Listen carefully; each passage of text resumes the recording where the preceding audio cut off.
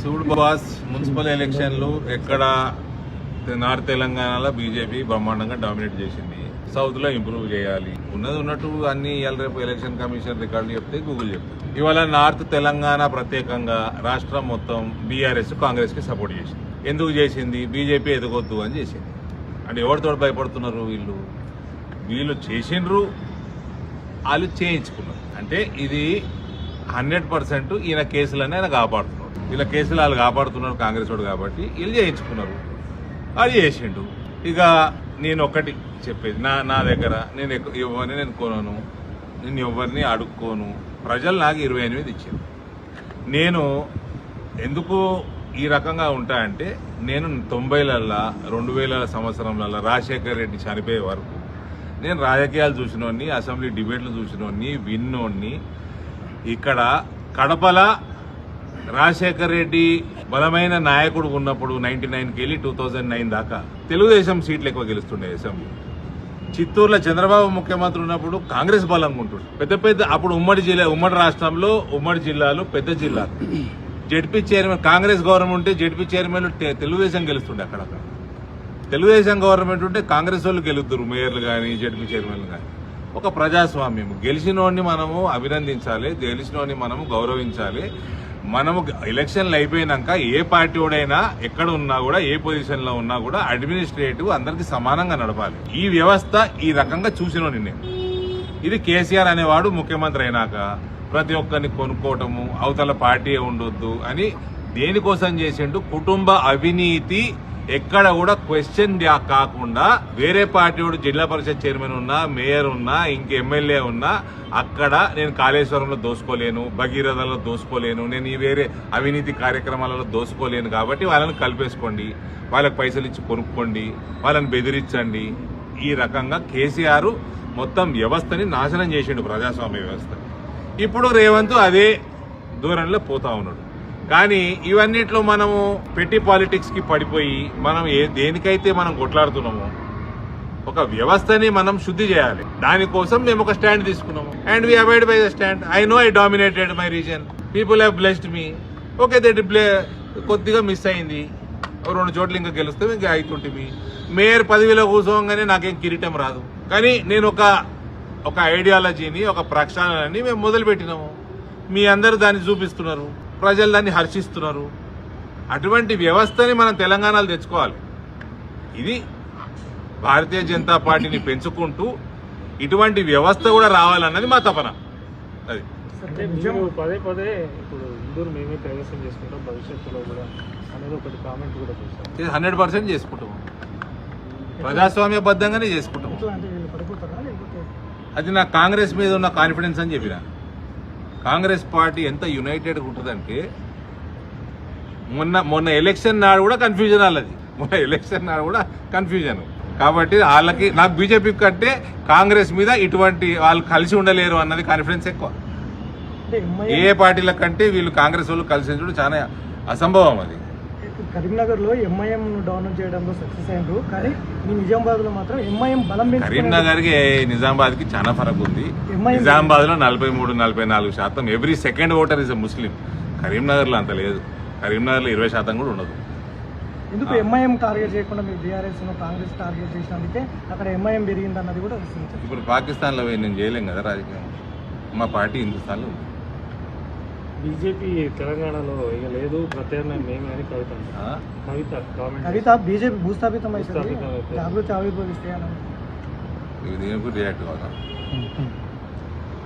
ఇప్పుడు కావాలా దీనికి రియాక్ట్ అంటే నిజామాబాద్ నుంచి ఆమె అడుగు పడుతుంది అన్నది జాగృతి. సరే, ఎవరు భూస్థాపితమైనరు, ఎవరి వల్ల భూస్థాపితమైనరు, ఎవరు ఏ పార్టీ వల్ల భూస్థాపితమైనరు మీకు తెలియదా, నాకు తెలియదా, ఆమెకు తెలియదా? చెప్పండి. ఎందుకు అంత ఇంపార్టెన్స్ ఇవ్వాల్సిన అవసరం లేదు. మహిళ, మా జిల్లా కోడలు, గాడ్ బ్లెస్ సార్. అంటే మీ సెగ్మెంట్లోనే మెట్పల్లి కానీ రాయపల్లి ఇవన్నీ మీ చేతిలో ఉన్నా కూడా మా చేతులు ఎట్లున్నాయి బ్రదర్? ఇప్పుడు మాకు రావద్దని అన్ని పార్టీలు కలిసినాయి. బీఆర్ఎస్ కాంగ్రెస్కి ఓటేసింది. ఇప్పుడు జీవన్ రెడ్డి గారు కూడా పెద్ద మనిషి, we all have sympathies towards him. ఆయన మళ్ళా ఏడుపు స్టార్ట్ చేసిండు ఎలక్షన్లు అయిపోయినాక. ఎలక్షన్లలో చూపెట్టారు మీ ప్రతాపం. ఎందుకు సపోర్ట్ చేసినావు మరి కాంగ్రెస్కి? సంజయ్ కుమార్ కాంగ్రెస్కి ఎందుకు సపోర్ట్ చేసి? డిఫర్ కానుంటే డిఫర్ కాలేదు, వాళ్ళ మనుషులు చేసుకున్నారు. ఇప్పుడు రాయకాలు అయితే గమ్మత్ చూడండి, బీఆర్ఎస్ చైర్మన్ అభ్యర్థి ఎలక్షన్ నాడు చైర్మన్ ఎలక్షన్ నాడు కాంగ్రెస్ కండవ కప్పుకోడు, కాంగ్రెస్ చైర్మన్ అభ్యర్థి అయ్యిండు. దానికి బీఆర్ఎస్ సపోర్టు, జీవన్ రెడ్డి వర్గం సపోర్టు, సంజయ్ కుమార్ వర్గం సపోర్టు. ఎందుకు? బీజేపీకి భయపడి. ఈ పార్టీ కూడా కొన్ని చోట్ల మద్దతు ఇస్తుంది కదా కాంగ్రెస్ కి. ఎక్కడ ఎక్కడ ఎక్కడ ఎక్కడ చార్మినార్ కానీ, అలియాబాద్ కానీ, కృష్ణాపూర్ కానీ. సార్ నేను ఈ 120 అయిన ఎలక్షన్ అన్ని నేను ధ్యాస పెట్టే, నేను నా నియోజకవర్గంలో 8 జాగాలు ధ్యాస పెట్టాను. మెట్పల్లి గెలిచే అవకాశం ఉన్నదన్నది అక్కడ ఏదైతే అనవసరంగా మా జిల్లా అధ్యక్షుడి మీద దాడికి పోయినరో దానివల్ల మీరు న్యూస్ వాళ్ళు మీరు దాన్ని మీ కెమెరాలో అటు తిప్పారు, లేదా తిప్పని కూడా తిప్పరు. ఆడ 10 బీజేపీ గెలిచింది, 10 కాంగ్రెస్ గెలిచింది, 6 బీఆర్ఎస్ గెలిచింది. అక్కడ బీఆర్ఎస్ వాళ్ళు అన్ని జాగాలు ఎక్స్పోజ్ అవుతారు, కాంగ్రెస్ కి సపోర్ట్ చేస్తున్నారని కుల్లా ఎక్స్పోజ్ అవుతున్నారు. అలా కేటీఆర్ని రేవంత్ కాపాడుతున్నారని ఎక్స్పోజ్ అవుతున్నారని అక్కడ వాళ్ళు ఏం చేశారంటే వాళ్ళు దూరం ఉన్నారు, ఓటింగ్ హాల్కి జర దూరం ఉన్నారు.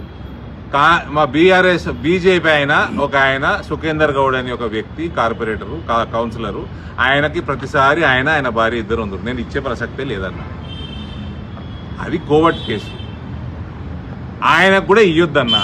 సరే 30-40 ఏళ్ళ నుంచి ఉన్నాడు, ఫోన్లో ఏమని చేసుకోనని ఒక సీట్ ఇచ్చారు, గెలిచిండు. ఆయన నాళ్ళు తీసేసుకున్నారు.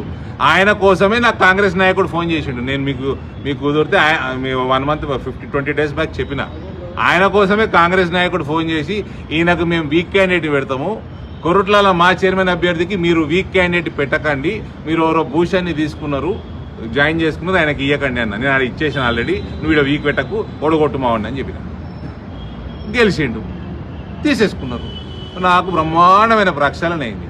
నా చేతికి మరకగా అంటకుండా 30-40 సంవత్సరాల నుంచి జెండా మోస్తున్నాము అని జెండా అమ్ముకున్నోడు వీకిండు.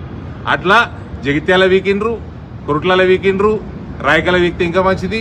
ఇందూరు జిల్లా అయితే ఎప్పుడో ప్రక్షాళన చేసుకున్నాను నేను. ఇవాళ జగిత్యాల జిల్లా కూడా ప్రక్షాళన అవుతుంది.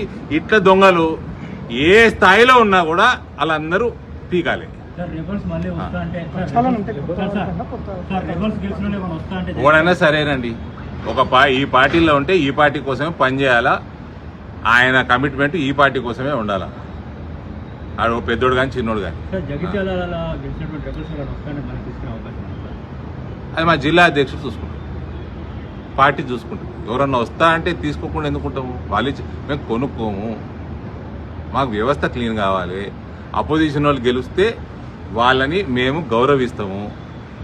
నా దగ్గర ఒక ఎంపీగా అవతలోడు వచ్చి ఏమైనా ఫండ్ అడిగినా నేను ఇస్తా.